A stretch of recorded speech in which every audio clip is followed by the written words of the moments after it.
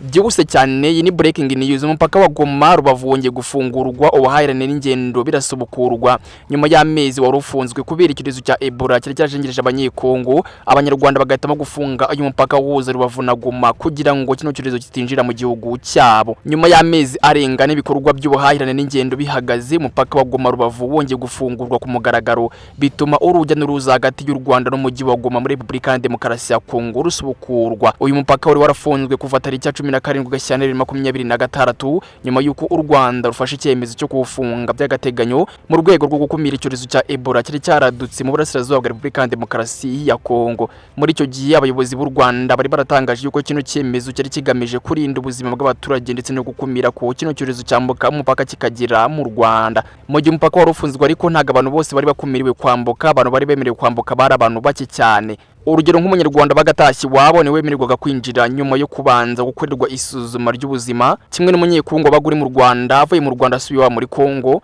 nawe baramwemereraga rwose akambuka nta kibazo. Bari bashyizeho ingamba zikomeza gukumira bashoboraga kunyura mu nzira zitemewe zizwi nka panya, ay'inzego z'umutekano zakajije amarondo kugira ngo hatagira uwambuka mu buryo bunyuranyije n'amabwiriza bari batanze. Icyo gihe kandi umuyobozi w'akarere ka Rubavu yitwa Murindwa Prosper yari yasabye abaturage kubahiriza ayo mabwiriza no kwirinda kunyura mu nzira zitemewe, agaragaza yuko ayo mabwiriza yaragamije kurengera ubuzima bw'abanyarwanda muri rusange. Icyo gihe Murindwa Prosper yaragize ati: abaturage ni munyumve kandi muhatereze kuko biri mu nyungu zacu twese. Icyo gihe nagaragaje yuko nta murwayi wa Ebola wari wagaragaye mu Rwanda, anashimangira yuko ingamba zari zafashwe zari zo gukumira aho gutegereza ko kino cyorezo cyakinjira mu gihugu binabwiza. Kino cyorezo cya Ebola rero cyari cyaratangiye mu ntara Ituri muri Kongo, aho cyahitanye abantu benshi ndetse abandi babarirwa mu magana bakandura cyane. Kuba hari mu ngengero runduzi ko cyari cyageze no mu mujyi wa Goma wegereye cyane u Rwanda, byatumye hafatwa icyemezo cyo gufunga umupaka w'Inabwiza. Bahita bavuga ko nta kinyabiziga cyangwa se umuntu byemerewe kuva mu Rwanda bijya muri Kongo, cyangwa se byemerewe kuva muri Kongo bijya mu Rwanda, usibye abangaba twabatangarije ruguru gatoya. Ubu ariko ibintu byongeye gusubira mu buryo, aho u Rwanda n'ubuyobozi bwa AFC Ventura bugenzura umujyi wa Goma bemeranyije kongera gufungura uyu mupaka kandi bakawufungura rwose neza, abaturage bakambuka ubundi bikorwa bigakomeza.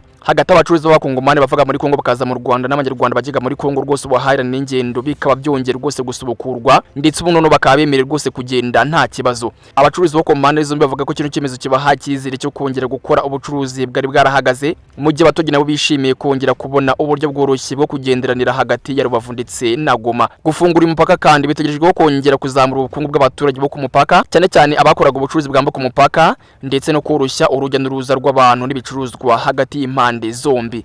Ngayo ngukuru muri make munumva yuko uyu mupaka uhuza Rubavu ndetse na Goma amaje gufungurwa kabisa, ngo abacuruzi none bemereye kwambuka uyu mupaka bajya gucururiza muri Kongo, ndetse n'abanyekongo nabo bemereye kwambuka uyu mupaka baza gucuruza mu Rwanda, ubundi ibintu bikaba byiza bikaba tambarare. Ngayo ngukuru ndacyari mwe Nyabari Obedi kama kawaida, naye ngi ni soko y'amakuru wari uteza amatwi. Obi time.